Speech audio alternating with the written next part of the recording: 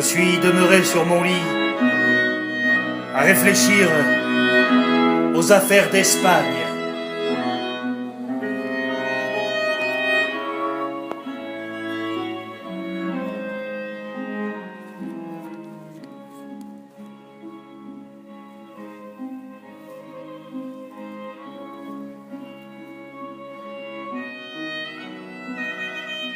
En 3000, 43e jour d'avril.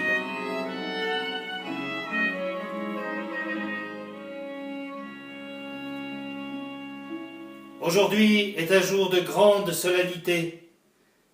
L'Espagne a un roi. On l'a trouvé. Ce roi, c'est moi. Ça n'est qu'aujourd'hui que je l'ai appris.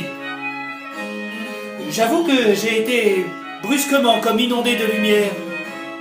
Je ne comprends pas comment j'ai pu penser, m'imaginer que j'étais conseiller titulaire. Comment cette pensée extravagante a-t-elle pu pénétrer dans mon cerveau? Il est encore heureux que personne n'ait songé alors à me faire enfermer dans une maison de santé. Maintenant, tout m'est révélé.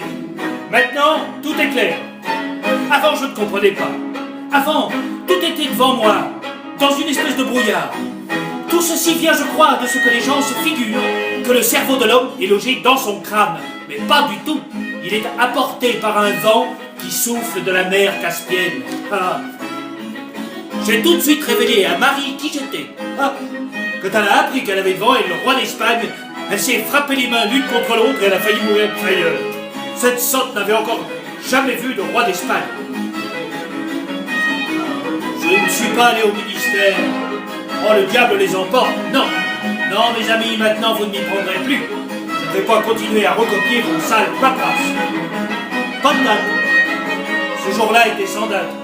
Je me suis promené incognito. Je n'ai nullement laissé voir que j'étais le roi d'Espagne. Madrid, 30 février. Voilà, je suis en Espagne. Oh, cela s'est fait si rapidement que j'ai à peine eu le temps de m'y reconnaître.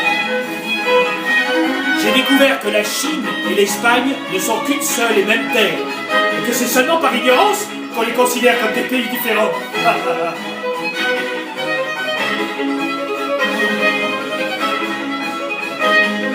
Je ne peux arriver à comprendre quel pays est l'Espagne. Les usages populaires et les règles de l'étiquette de la cour, ils sont tout à fait extraordinaires. Aujourd'hui, le grand inquisiteur est venu dans ma chambre, mais je m'étais caché sous ma chaise en entendant son pas. Voyant que je n'étais pas là, il s'est mis à m'appeler. Tout d'abord, il a crié « Poprichtchin !» mais je n'ai pipé mot.